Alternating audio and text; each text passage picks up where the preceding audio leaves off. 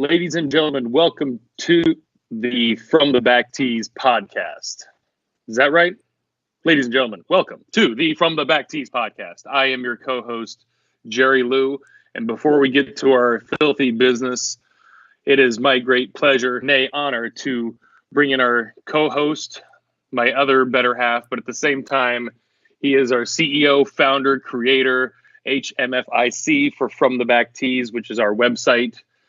And as the late, great Philip Hoffman said in the movie Twister, boom, it came from his brain. Ladies and gentlemen, please give a big round of applause wherever you're sitting. If you're driving, just do it discreetly. Zach Pencer, everybody. Hey guys, thanks Jerry. Great intro there for episode 1. Just want to thank the few of you who are listening to this thing, and I guess I'll give you guys a quick rundown on everything. So to check us out, you guys can go to FromTheBackTee's.com or reach out to us through Twitter. And I just wanted to thank the Michigan Sports and Entertainment guys for having us on their podcasting network, so you could check out all their podcasts, which I'm sure we'll be plugging in the future. And then I'll let Jerry give an introduction of himself, and then I'll introduce myself and the other guys we got. So, yeah, thank you, Zach. I just kind of bumped into Zach on Twitter back in mid-December. I was farting around at the caddy shack because I'm currently employed full-time as a caddy at Bandon Dunes Golf Resort in Bandon, Oregon, USA. There's really a lot more to me personally, but that's not really what this is about. We can get to that, as I'm sure we will randomly and keyword organically as we go about things, but here I am just out in the smoke pit hanging out and start BSing with this website. Not a person, this website. And next thing you know, I follow him and I get this big, long personal message, and I just kind of throw one back to him saying, hey, I like your stuff. How's about I could do a thing or two here or there? And I have no writing experience whatsoever. I have green grass and corporate golf experience. I've had cart barn boy up to assistant professional and caddy, all and everything in between.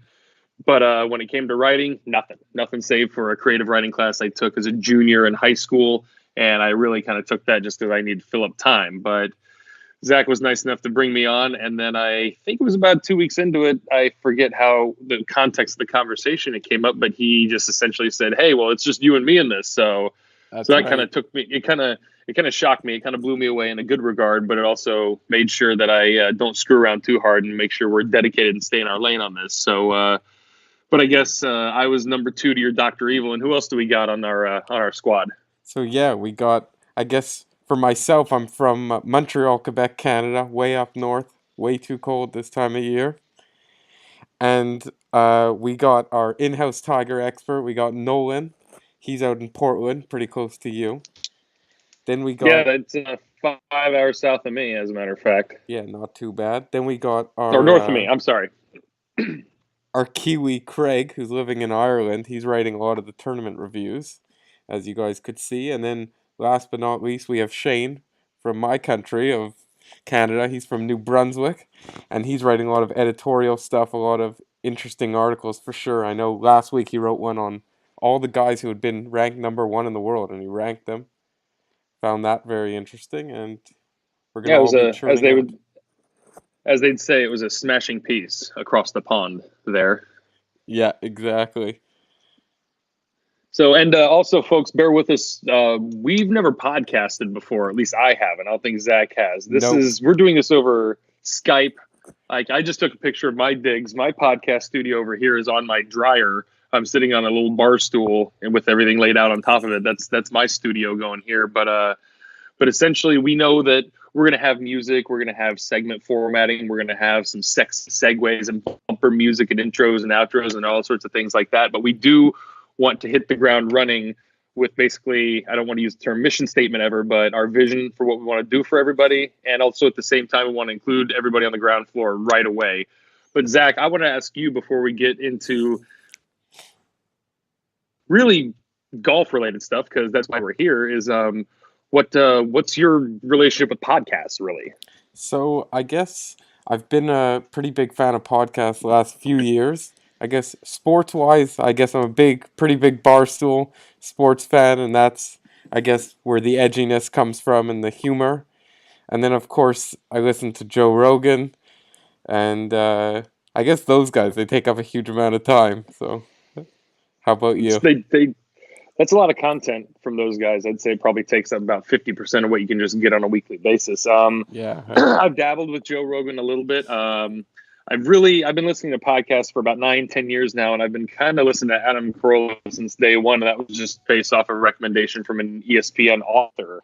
And he said that at the time, and this was 9 years ago, that Adam Carolla is the Guinness Book of World Records most downloaded podcast. And that's mostly because when he lost his radio job in LA, he essentially became the Howard Stern of podcasting, where every single person under the sun has a podcast. I mean, hey, look at us.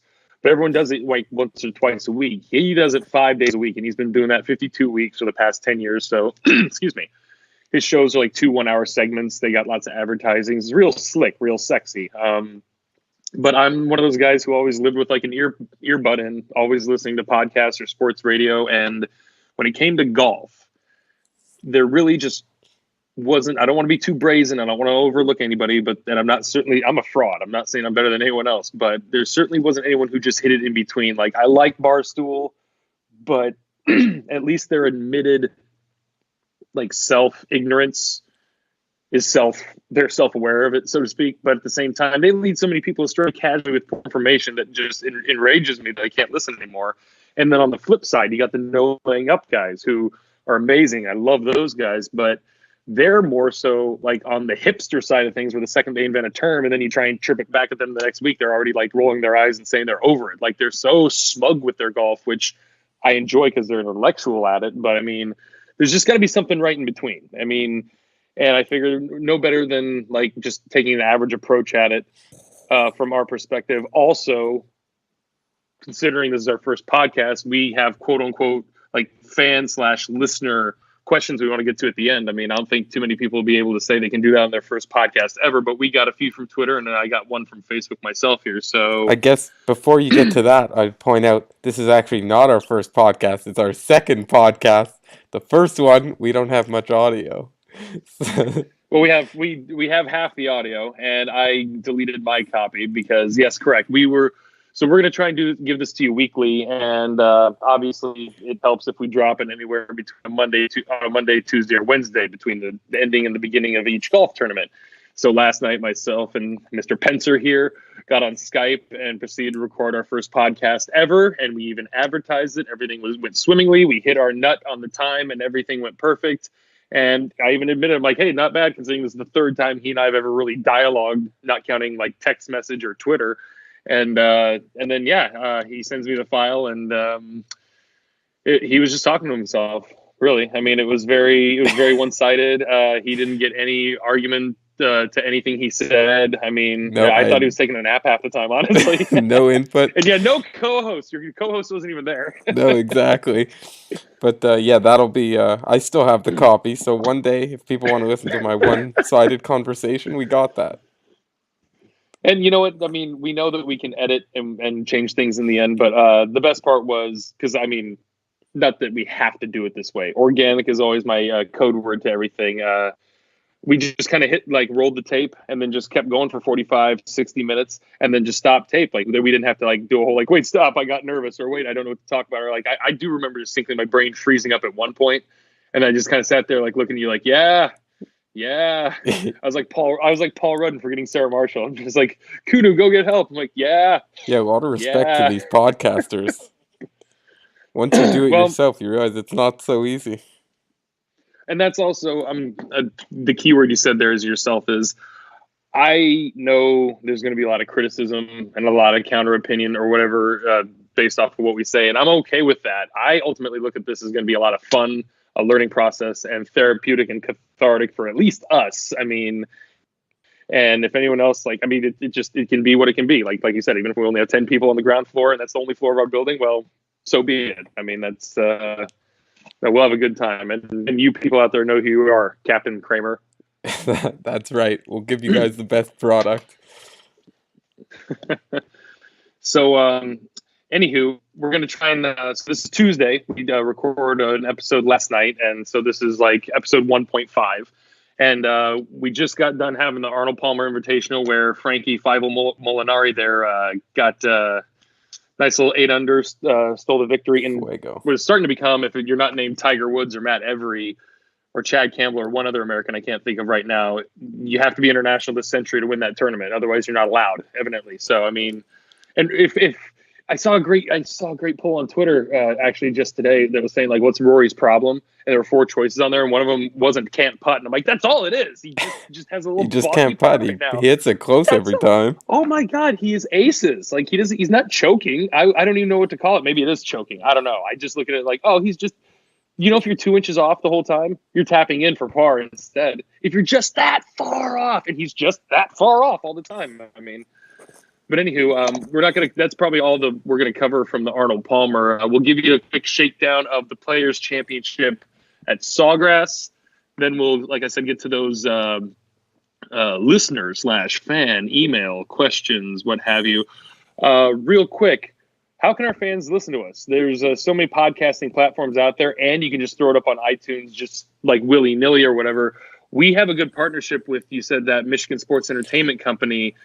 Can you say elaborate a little more about that, and then we can talk about where people can email us or catch us on Twitter, and then we can get into the golf business. Yeah, so we're going to be the exclusive golf podcast for the Michigan Sports and Entertainment, and you'll be able to check that out on their site at michigansportsandentertainment.com.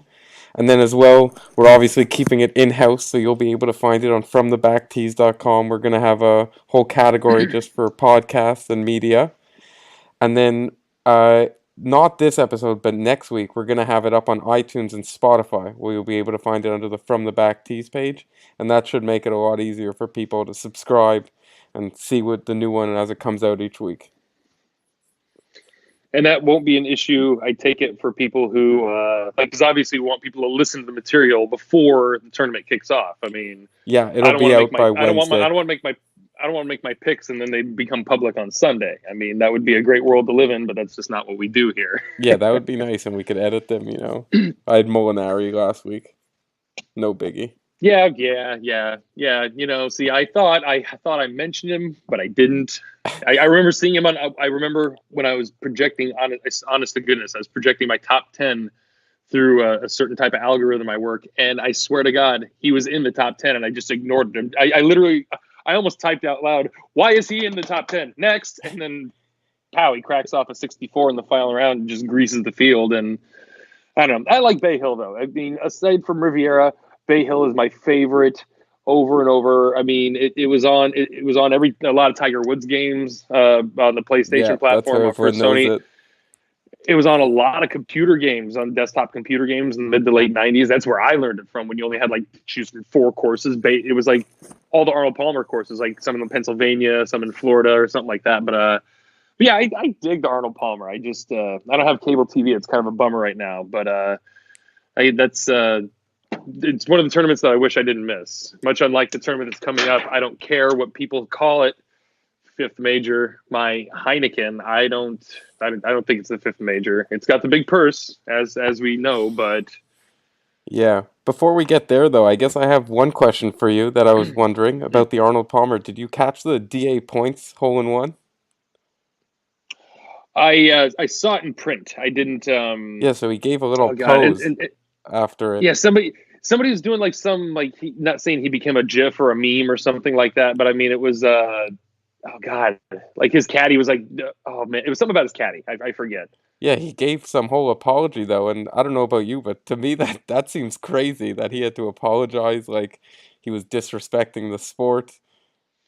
He wasn't like throwing his club or anything. Huh? I guess shoot, I need to catch up. So I guess the people watching this can let us know what you think.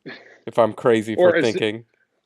Well, as soon as we're done with this, once we get off the blower here, I'll definitely hit up Twitter and see what's going on. I'm tempted to look at my phone to do stuff right now, but at the same time, I can't stop clicking this damned pen that's next to me. So I'm trying to keep it. We need to keep this one. We can't lose time too. Or we'll just do it again, I guess. Do you want to get any plugs about yourself in? I mean, I know at the end of this we were going to talk about like how people can contact us, but it's easy for me to say you can just find me on Twitter. Yeah, Twitter at Jerry Lou Looper 1. That's at Jerry Lou Looper 1 because I was clicking too fast, and Jerry Lou Looper was taken, and it said one, and I guess I said okay. So it's not very professional sounding, but I mostly use that Twitter account to promote people requesting me as a caddy at Bandon Dunes so I can get work. And believe you me, that's paid off at least more than minimum. I mean, I've gotten a few requests and some down the road. Like this one fellow requested me up like in December on my birthday. Thomas Clement, shout out. He's just calm your tits down, Thomas. We'll have a good time. But the things you're talking about, whew, I mean, my God, I'm excited. I'm excited. Don't get me wrong, but that's I'm getting gray, and I'll be an old man by then. So, but anyways, that being said, Twitter's the only thing. I mean, I got a Facebook, but that's essentially become just like my Rolodex right now. If I ever need to get a hold of somebody, and Twitter is really all I'm on. And then we got our company emails. But how can people find you the easiest, or mix Yeah, it up with you? so I guess we have a Facebook and Instagram, but more for the sake of just having one out there, and we will keep posting it. So we're gonna keep posting on Facebook and Instagram, but our main way to reach us will be through Twitter. You got our From the Backtees account, which I'm actually running, and you could send us a DM there. We're always answering. We'll look to answer about as quickly as we could. And then our whole team, you could check them out on Twitter. And to find their tweets, you're gonna go if you go to the About Us on our website, you'll find all their emails and Twitter handles there. Yeah, I haven't been on the About Us part in so long since we took on a few new faces here. I mean, I remember I was just sending you another copy of my About Me, and I'm just like, just use something. Yeah, I so don't even care anymore. now we got all of them set up there with the emails and Twitter handles that you could reach out to all of us. The whole team's great. It's really cool, like building like a basketball style ensemble or team where it's just like American style football and baseball. It's still a little too like PC and party. It's kind of like with basketball. It's kind of like a lot of people compare it to jazz, but it's very fluid. It's like music. You got to have like the right amount of instruments, but not too many. And everyone has to have their time, and everyone has to be able to do their thing that's unique, but also important and necessary at the same time. So, Yeah, and I guess just send us your feedback and any questions you have. We're not too big to be ignoring your questions. We're gonna oh yeah, respond to everyone. if I don't get back to you folks, I live on the West Coast time, Pacific Coast time for America. Wow, great grammar, Jerry. Pacific Standard Time. That's where I live. It's like something off of Zulu and something off Greenwich Mean. I don't care. Anyways, the point is, I usually am up at 5 a.m. every morning, and I'm much like our president. I'm usually like sitting on the toilet for about 20 minutes, not doing anything, just really just sitting there, just hanging out. Just tweeting like And him. yeah, it's like the bright lights, the warmth in there, it kind of wakes me up. I guess play a little Words with Friends or something. I don't even have Words with Friends. It's just an app Oh, on that my was the phone. best. Anyways, but yeah, I usually I try to mix up with people, and we're all pretty good spirited about it because all snark aside, we try to be funny and we try to cut to the bone sometimes. But I mean, there are some times when we gotta eat our humble pie as well. And that being said, I don't know how to honestly take feedback on certain things, and that I've never really followed up on the comments or anything on my articles, except I did see the one that said that it was the valley of sin, not the valley of despair, you ignoramus, You because it was Constantina ignoramus. Roca. Me ignorami, ignoramus, wouldn't we? I I feel especially bad because he's right. I typed it down there, and that was after checking two different sources and really staring at the screen at least 16 minutes with one eyeball, saying, "Okay, I'll type this, but it doesn't seem right." But at the same time, I've chirped a lot of people on Twitter. I mean, Hampton Inns is not by Hilton is not too happy with me. I'm cool with all the golf and sports media people out there except Jason Sobel. He doesn't know my real name, but he does not like me, and I understand. Like we're cool. I'd say we'd be cool now, but yeah, I'm not going back on some things I said, and he was pretty stupid too. So that's just me. Yeah, no. So far, I'm yet to get blocked, I think, by anyone on Twitter. Yeah. Do you know if you get blocked? Does it say? Do you No, get like a no, you have to go notification? back to their account. Well, see, I don't go to people's accounts. Like, let's just say, like, I'm picking a name, like James Woods blocks me or whatever. Like, every time I type his name to put it in a tweet, and then I'll just like fill in whatever after the tweet. But you know what? You might have to experimentally block me, like with like your So we could personal test page, it out. just so I could know. I mean, because it does make sense. Like, if you go to their page, it'll say so and so has blocked you. But if you're just typing in the Twitter field their name and then whatever you want after that and hitting send, unless it pings back at you saying you're blocked, you have no way of knowing.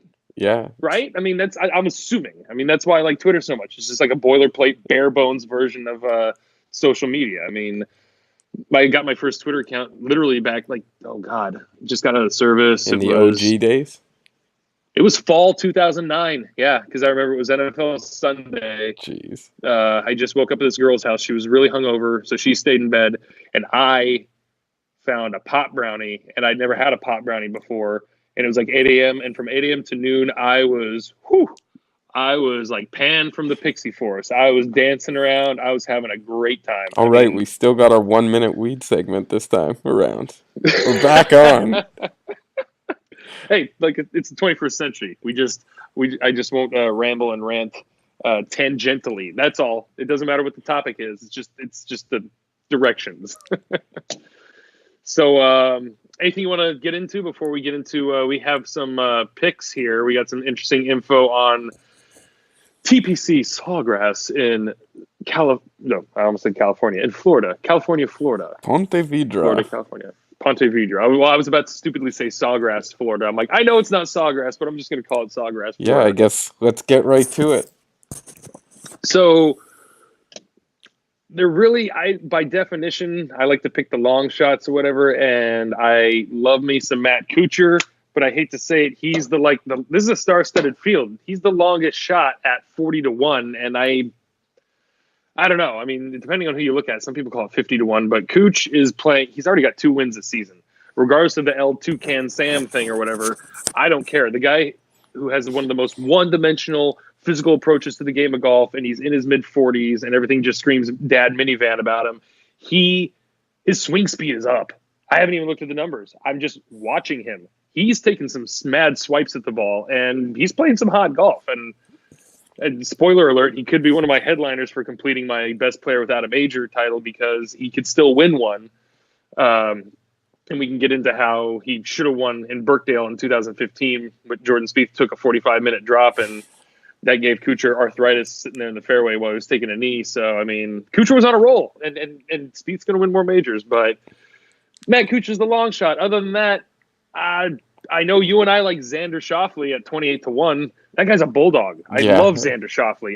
I almost want to – I haven't picked him for anything yet. I haven't even mentioned him for really anything yet.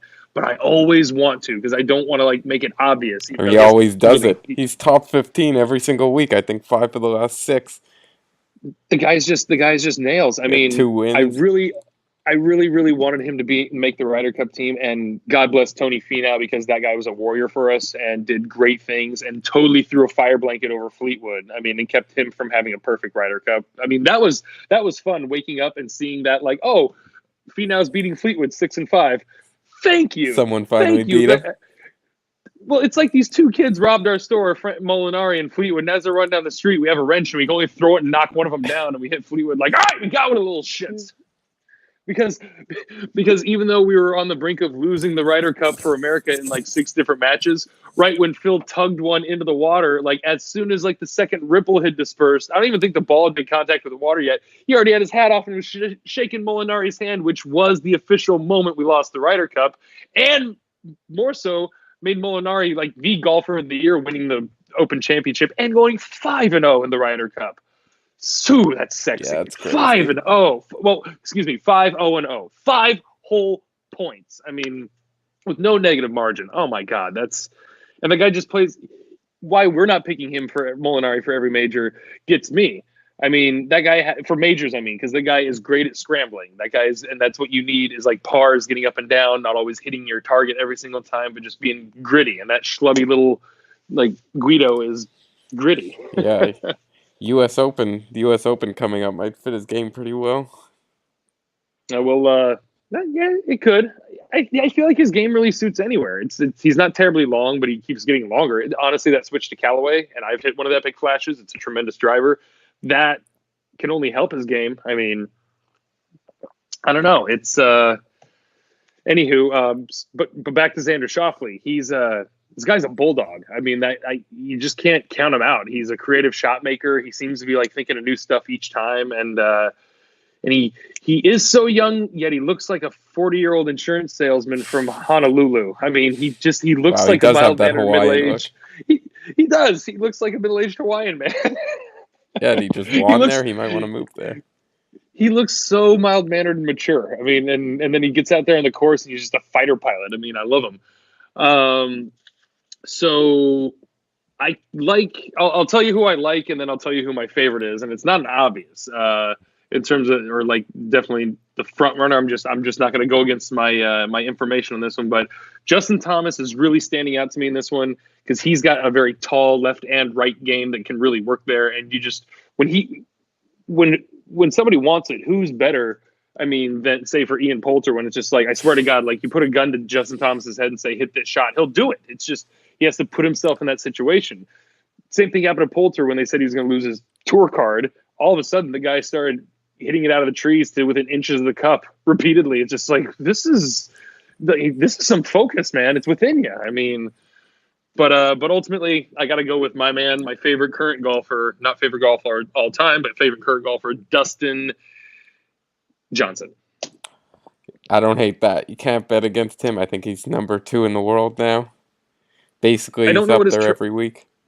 I'm not sure what his track record is at Sawgrass, but I just know that if anyone's putting above average in this star-studded field, they're going to be the ones to take it. I mean, it's the Florida course. It's made out of shoeboxes. There's lots of sand, lots of water. It's not none of these courses are really long. So, yeah, so I don't think Tiger's going to finish in the top 10, though. Oh, we'll get there. We'll get to some Tiger talk because we know people want it. Oh, excuse me. So I guess my pick, my long shot pick, based around the fact that there is a lot of water and it's not too long, is Henrik Stenson. Oh, that's right. Yeah, Stenson. So he crushes his 3-wood. We know he loves to hit that. He might not hit driver all week. He won here 10 years ago. And he's starting to heat up. He had a 17th last week. You know, he hasn't had a great year, but if you want one of those long shots, I think he's worth a shot. Do you? I don't have it in front of me here written down. Do you know what his odds are at the time, or what were you looking at there? I guess they're around 50 to 1.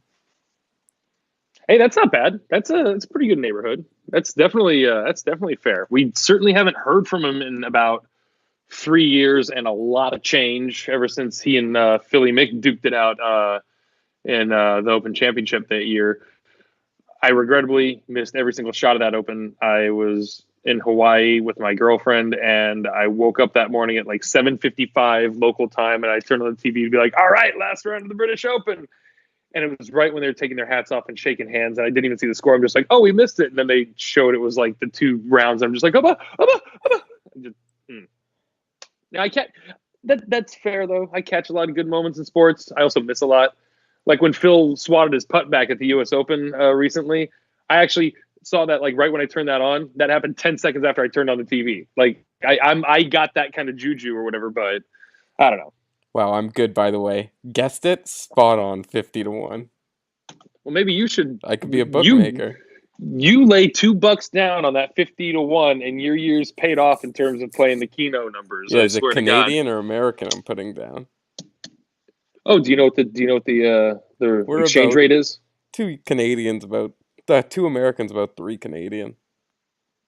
Oh, see, nobody can just do the straight 2 to 1, 1 to 2. No. God forbid. I mean, and if it's Japan, it's like 1,000,000 to 1. At one point, it's like 1,000,000 yen. We were pretty even to you guys. Real shame. Well, shucks.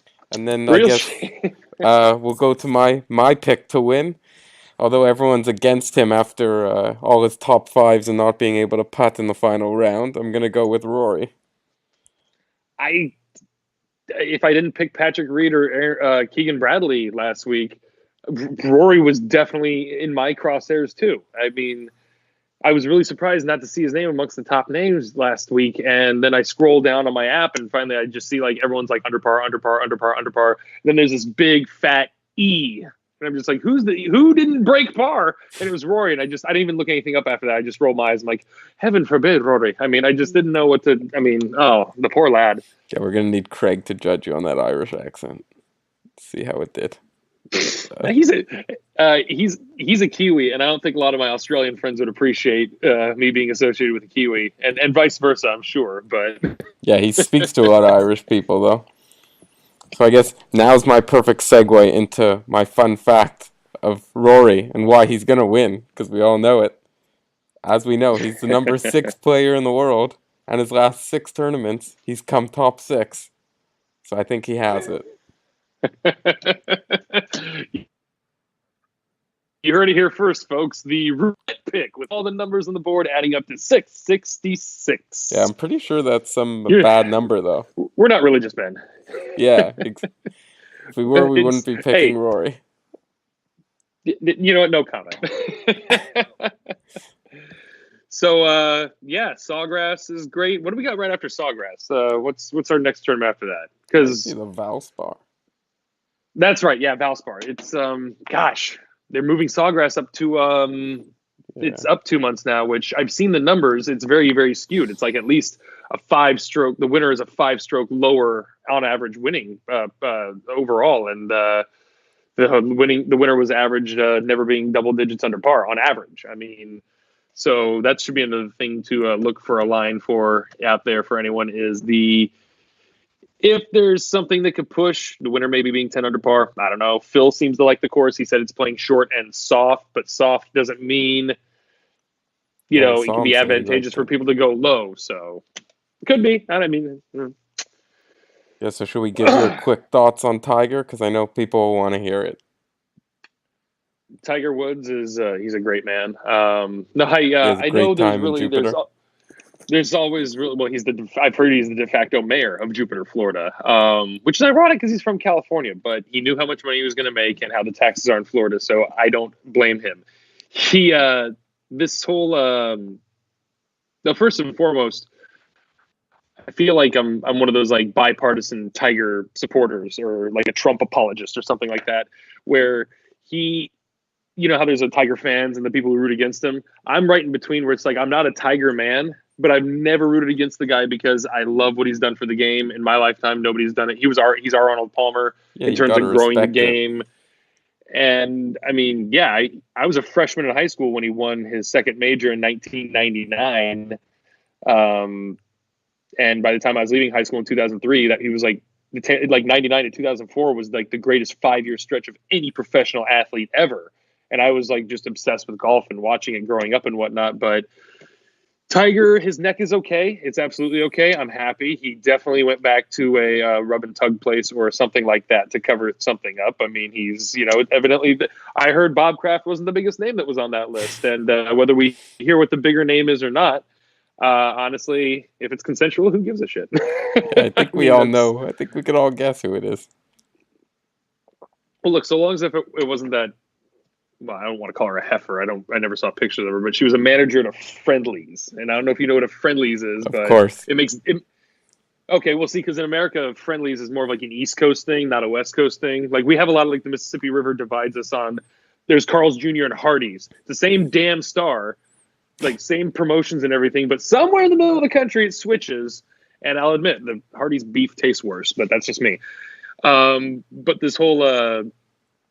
Yeah, I'm obviously joking, but it is interesting that Tiger all of a sudden withdraws from a tournament and hot foots it back to Jupiter, Florida, right when a whole lot of businesses are getting boarded up and shredding their paper shredders and then shredding the paper shredders. I mean, he's got to figure it out.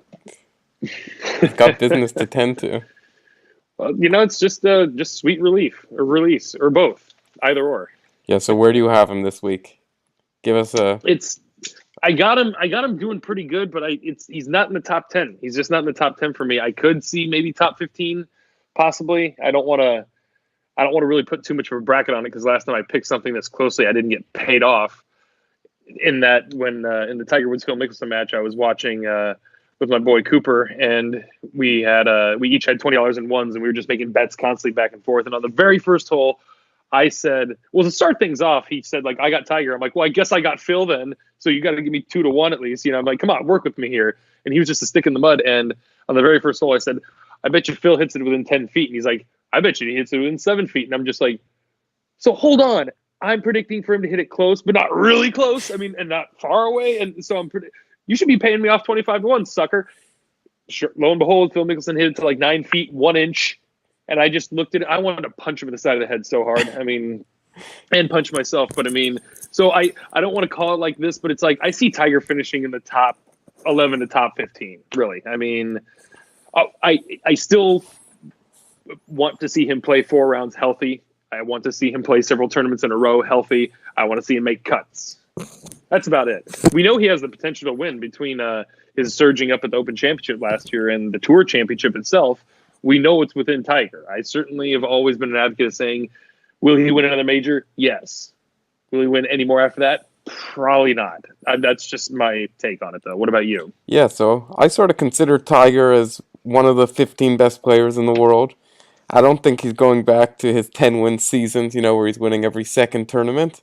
But I think he has as good a chance as basically anyone to win. Maybe not JT or DJ. But I think you could put him up there with like the Molinaris, the Fleetwoods, of guys who, if he puts it all together, he could definitely beat anyone. He's put himself in contention every week. Oh, for sure. That Tiger is the king of, and we've seen it where it's just being right there, like being like you just have to like be on the perimeter, just ready to strike, and just cruising there with that 65 or that 66. He's just been playing so conservative though. I don't see him shooting like a 65. Too.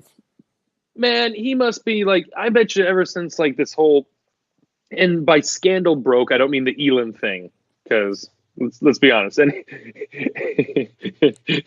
just personally for me, any dude who gets caught but with his chick, like, or screwing around or whatever, and she takes it out on him, as long as it doesn't hurt me or my loved ones, it's funny. It's just because, like, yeah, you get what you deserve, prick. I mean, look, stepping out is, I know a lot of people who that's their thing. It's not my thing in a relationship, but I can sincerely say, like, when I say, like, seeing the old housewife beating the husband with the frying pan over the head, like comically in the 50s or whatever, while she's wearing the apron, I'm just like, it tickles me. It's just like, oh yeah, you came home drunk again, Frank, or oh, you found out about your secretary, Bob. I mean, yeah, we're Tiger golf fans. We're not Tiger personal life fans. We don't care. Well, so I would say, when was it when we saw his DUI picture a couple years ago? That was like, what year? That was winter time or something when we saw him 2017. Yeah, it was a couple years ago. So like we saw him all bloated. He was saying he was in California or Florida when he was in the other state that he was actually in or whatever. That to me is the scandal break, not Tiger cheating on his wife with a bunch of chicks. Because guess what? Michael Jordan is a lucky sumbitch that he wasn't really around the limelight anymore when we all started to get these little cell phones in our pocket. And then these little cell phones got little cameras on them. Then these little cameras and these little cell phones got connected to little itty bitty internet. And then next thing you know, nothing's private anymore. Tiger Woods was the last bastion of somebody who carried a fully armed entourage that could not be pierced, and you could never know. And I hate to say it because I'm kind of an old fashioned like that. I liked it because I liked still seeing one guy not getting away with it, but still, it's like when I heard, God bless, Ben Affleck and Jennifer Garner were splitting up because he drinks too much and gambles too much. I'm just like, what year is it? That's charming. I know it's not healthy or whatever, but I just look at it like, of all the things you could be into or all the dangerous, terrible things you could be doing to yourself or your family, oh, he just gambles too much and drinks too much? How delightful. I'm just like... Yeah, that's E! News headliner. TMZ reporting. So when we saw Tiger sitting there looking like a pumpkin, like, I mean, like with that mugshot or whatever, I thought, I'm like, that was when I sat around and looked at everybody, like all the Tiger fans in the room. I was just like, guys, we should put on our black suits and prepare for the funeral here in a week. Not literally, but we're never going to see Tiger like in the winner's circle again. And he pressed so damn hard and got to it last year, but I mean, it exhausted him. You saw it at the Ryder Cup, the poor bastard. I mean, it's just not his fault. He pressed really hard, and I'm really glad he can still muster that up. But I mean, at the cost of what? I want to see him shoot 470s in a row for a month of tournaments. I want to see him like hit a lot of golf balls and hit the gym still, and just not even have even if it's just a week or a rumor or not even true or anything about his neck. I mean, no news is better news when it comes to health, obviously. So Yeah, and I guess it's like you say, everyone, whether you like him or you hate him, you gotta respect how good he is for the sport, how he draws all the attention. what I like about this day and age is there isn't much hate for Tiger at all, because I don't want to say he's not like a threat to win or anything. And if people say he garners or clamors or gains or gets too much attention, that actually helps in golf for a lot of guys, where it's just like, oh yeah, all the attention's on him for them to go perform as such. That being said, I just, I don't know. I lost my train of thought officially. So should we move on from Tiger and get to the questions? Yeah, I mean, like I said, I'm a Tiger apologist. I support him, but I'm not a. I rag on him a lot, but I mean, nobody really hates him. Like, people who maybe hated him back in the day might have been like, that might have been racism actually showing in them on accident. But ultimately, if you're in the golf industry whatsoever, that's like being in the Catholic priesthood and like bitching about God, but just a little bit. It's like, you can't do that. You're not going to get smolten, or it's not like God is literally providing your living, because it's not like he's the one putting that coin in your pocket. Other people are putting their coins in your pocket, but it's like, you can't bash Tiger. What do you get out of bashing Tiger? Yeah. When Tiger does good, we all do good. Yeah, he brings all the So money. yeah, I'm all for them I just want to see letting him win one.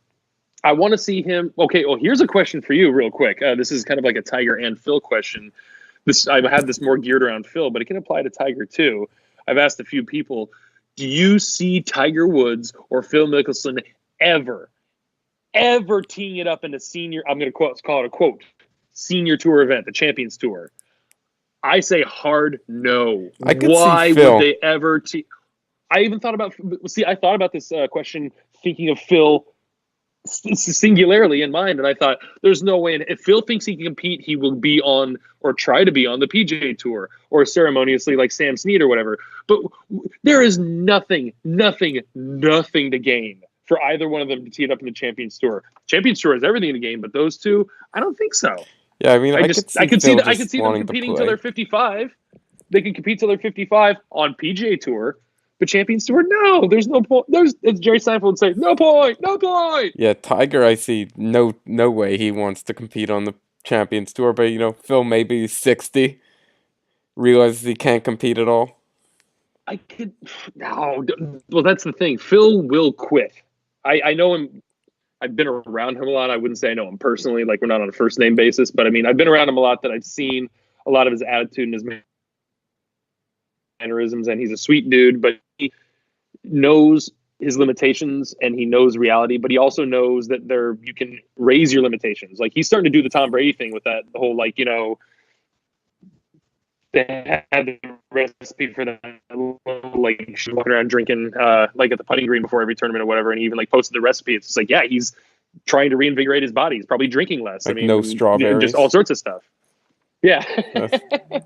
Those seeds will get you. Anywho, so that was it. Let's wrap that up on the Sawgrass talk. I want to get to a few of these questions here real quick for our fans here. Like I said, I got one from a friend of mine on Facebook. It's more of a medical question, but while you're pulling up your question, I'll address it real quick. On Facebook, my friend Kenny Campbell, a fellow I served with out in Baltimore at the Coast Guard Yard. I was in the United States Coast Guard for 6 years. Sorry, there was the abbreviated bio before.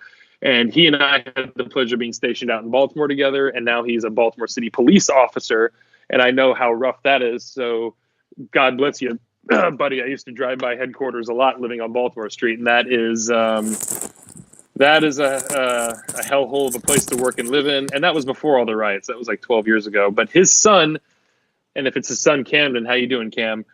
He broke his left arm, and he's a righty golfer. And evidently he had some issues with the recovery and nerve damage. So it's the healing process is not going as they were hoping. And disclaimer, we're obviously not medical professionals, and clearly I'm not even very much of a verbist, even though I like to talk. I'd like to drive my car. It doesn't mean I'm in NASCAR. I would say really the things you can do is what I would tell a lot of our because you were asking about one-arm drills. And it's really tough to have one-arm drills for a young kid, I would say just keep practicing short game. That's what anyone can do when you're like stuck in the wintertime and you're ready to knock off that cabin fever rust and play some golf like our intrepid editor-in-chief here up in Canada. If you really have a way to keep practicing chipping with a putting motion or practicing your putting motion, which you can certainly do one-handed, and that actually is better for you, whether practicing or literal application out on the course, it's just good to stay sharp. I mean, it's like if you like riding your bike 9 months of the year, those other 3 months, have a stationary bike in your garage just because of the weather. It's literally the same exact thing. It keeps your mind and your muscles caught up and in parallel.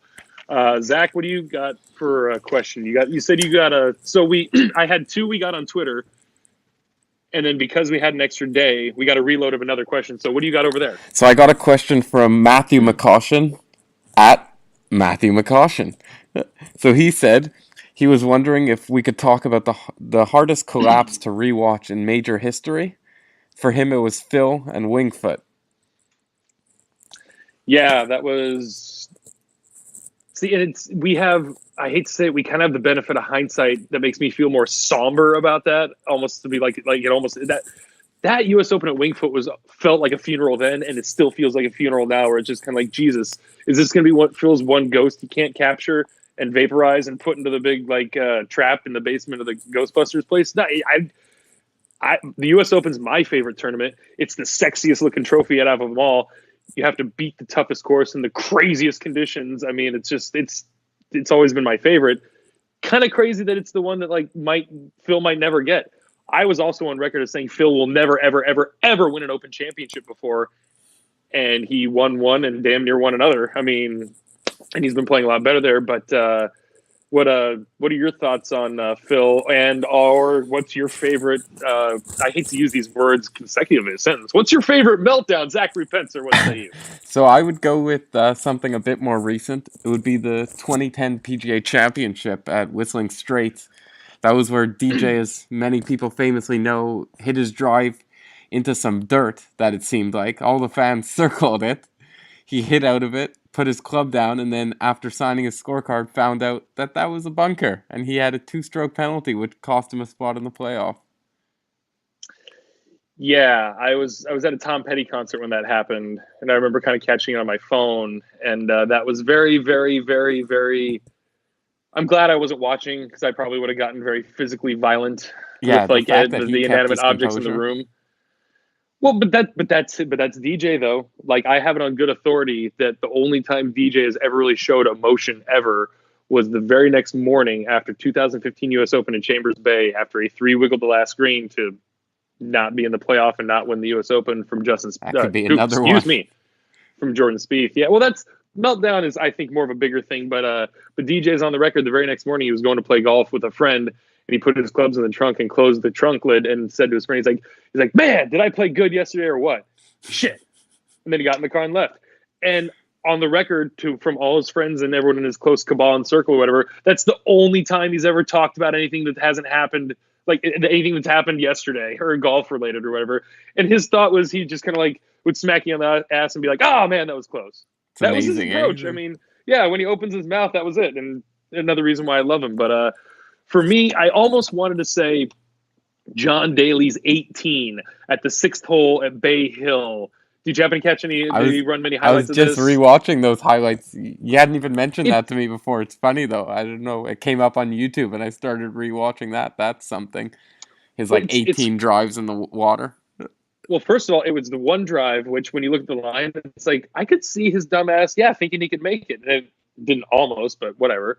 Then he proceeds to put half a dozen 3-woods. Like, he goes up one tee box and puts half a dozen 3-woods almost on land, but in the water. And then finally, when he gets up the fairway, his 5-iron hits off a rock and somehow barely stays on the green. That's my favorite part of it. So he should have had he almost started again. Oh, and then he said that was the only ball he had left in his bag. Yeah, but anyways. Amazing. I would have to say my favorite meltdown would have to be Jean Van de Velde in the 1999 Open Championship because, God bless you, Paul Lowry, but his meltdown's the only thing that ever, I mean, Paul Lowry has a foundation now, he helps kids or whatever, but it's the only thing Paul Lowry's ever happened in his career is Jean Van de Velde took an 8 on a hole, but he just needed a 7.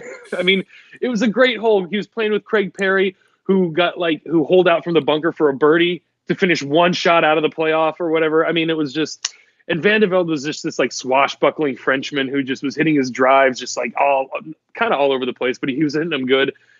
And I'll admit, when you're in the conditions in the majors, and it's funny because Netflix right now, as you and I were discussing earlier, has that the mini doc series on losers or whatever. And they had lots of like artist rendering and stenciling or whatever for all the golf scenes. And then they did have the regular interviews. And I kept looking at my girlfriend saying, you just go to YouTube and find all this like without interruption. Like this was shot with zillions of cameras and the footage like is not illegal to access. It looked like it was out of like 1904. Like, it's not super copyrighted by MLB or anything. But that being said, I'm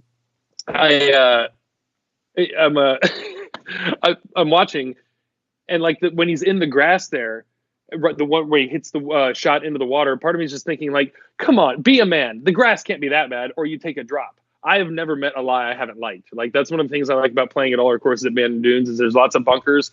I start to kind of like it if you get in the bunkers because so long as you have a line at the hole or the lip isn't too high, you get to just wail at that pill. You just get to swing away at it. So Van de Velde, just like the wheels came off. I mean, and Paul Lowry's the luckiest SOB in golf or whatever. But I wouldn't qualify the Greg Norman, Nick Faldo Masters, and I think it was 93 because while Norman fell back several shots, Faldo was storming up pretty good too. Like he kind of had the eye of the tiger, and they just both happened to be in the same group, and it was ugly.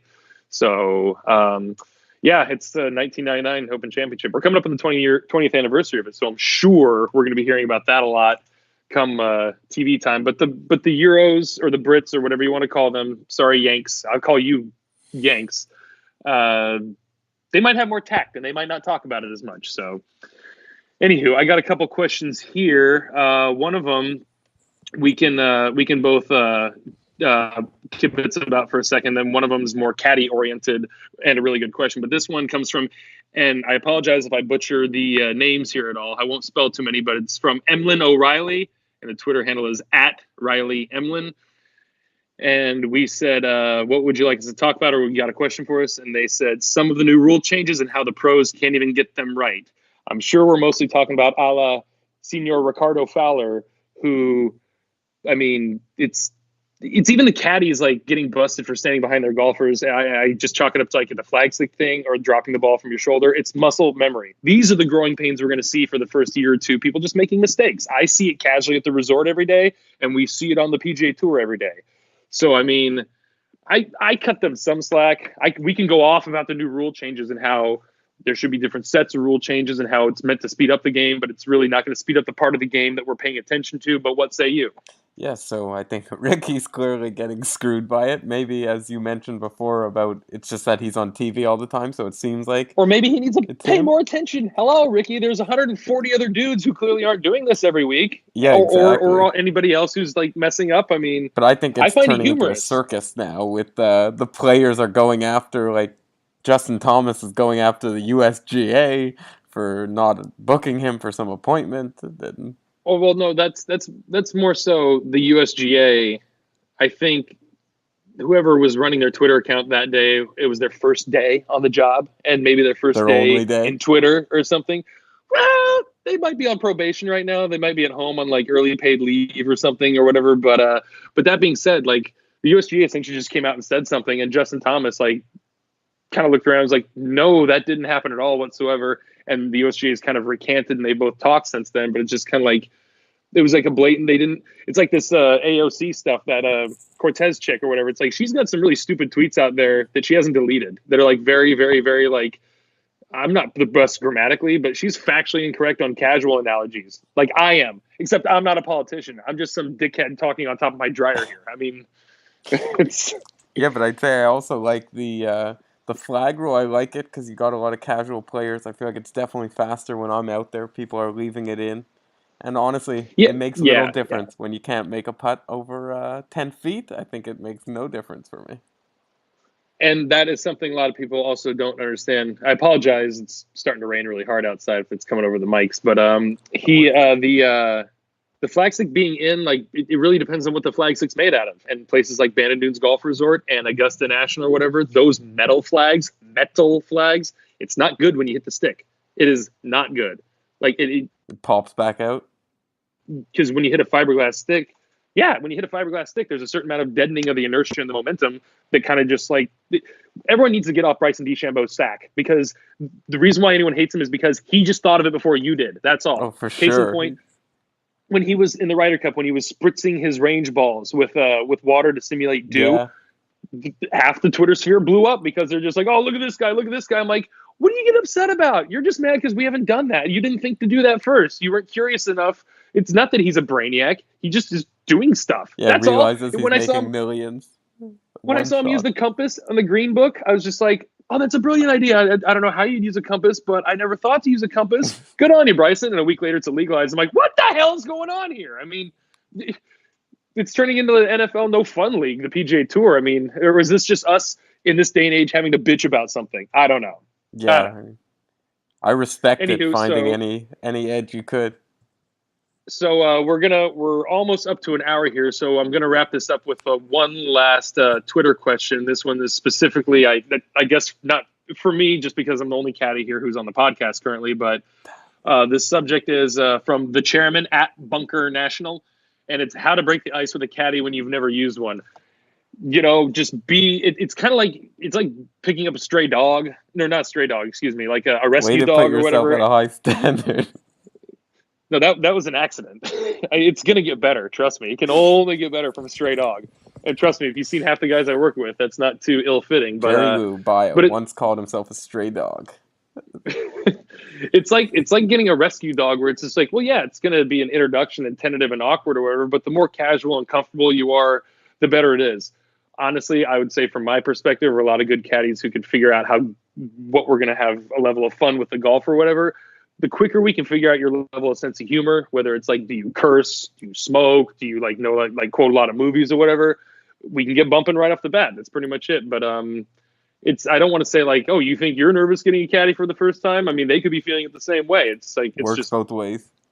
yeah, kind of, sort of. But yeah, I highly encourage anyone, if there's ever a caddy at a course or a resort or wherever you're playing, you don't have to get one for every round. Just get one for at least one round. It's part of the experience, especially considering at Bandon Dunes Golf Resort, out of all the staff there on the resort, us caddies are the only ones who are with the guests and customers.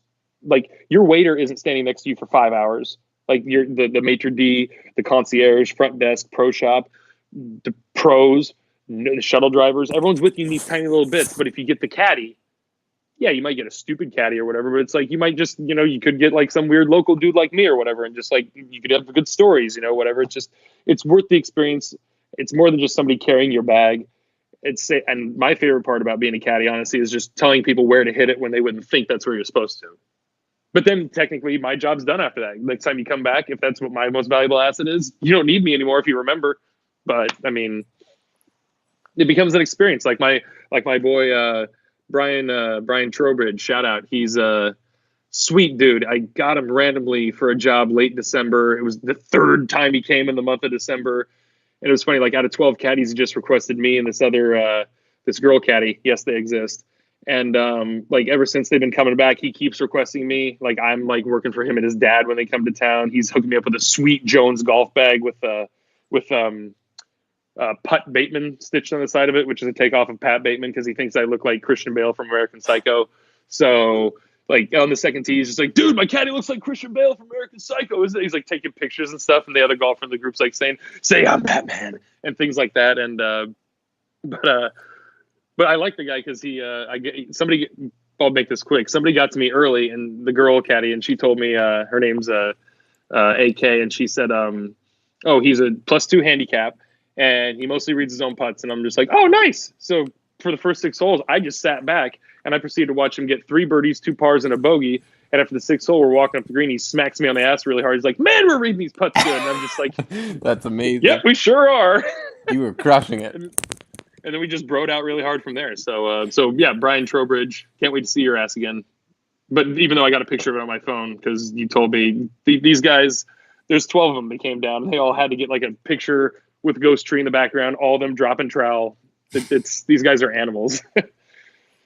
Anywho, so This has been tremendous. I mean, is there anything else we really need to? We covered some questions, the team, like what our relationship is with each other, and podcasting, tournament coming up, Masters around the corner. We won't get into some Master stuff yet. I still need to sharpen my pencil accordingly.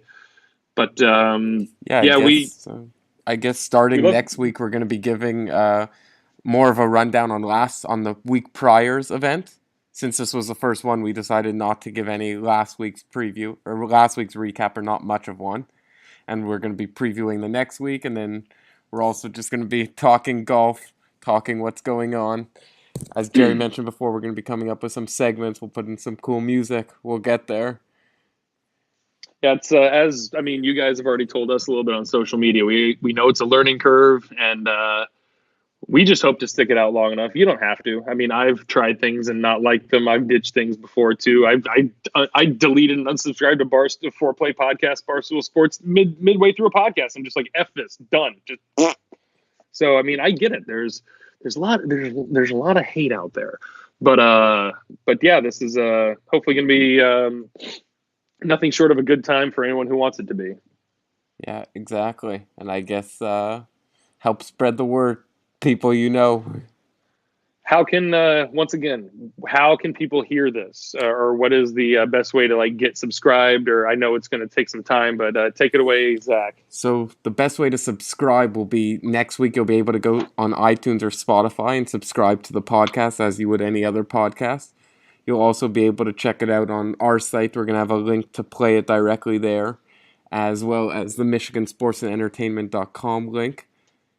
And then we'll be posting all the new information on Twitter, as well as all future articles and any other news related to the podcast or any website news. Outstanding. That's terrific. And we can reach you at, I know you got your own Twitter, but we can mostly hit up Zach at FromTheBackTee's. That's our flagship Twitter handle. And He's on there at all the right times. Heck, he even I can't believe we skipped over it. You got press passes to Farmers Insurance down at Torrey Pines, and you learned a thing or two down there that I heard from you and took a different way in a good way, and that you were just telling me the average age of the press corps there, and I'm just kind of like, wow, this is all right. Somebody's got to come in and fill this void here. Somebody under the age of 60. It. Yeah, I know that's what Barstool's doing and no laying up or whatever, but it's doesn't hurt to be one of the bunch, But yeah, Zach's on top of it like I want to be on top of it personally. So, and usually I try and tag team with him on Twitter, and you can, again, follow me at JerryLouLooper1. That's the number 1 at the end of the handle. And you can find all our contacts in terms of emails.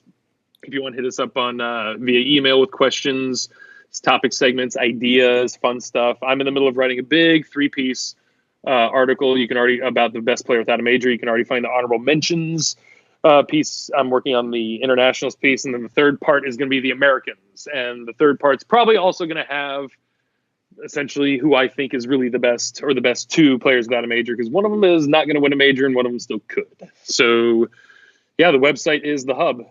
Yeah, exactly. Website and Twitter, that's where everything's going on. All right, folks. Well, hopefully this sounds all even and okay, and not like our blooper reel of the first episode that you will get in archival footage later down the road when this thing grows much bigger. Yeah, that'll be a valuable copy. So I just want to thank you guys so much, and thanks, Jerry, for hosting, and we hope you guys come back for episode 2. No, thank you, Zach. This is honestly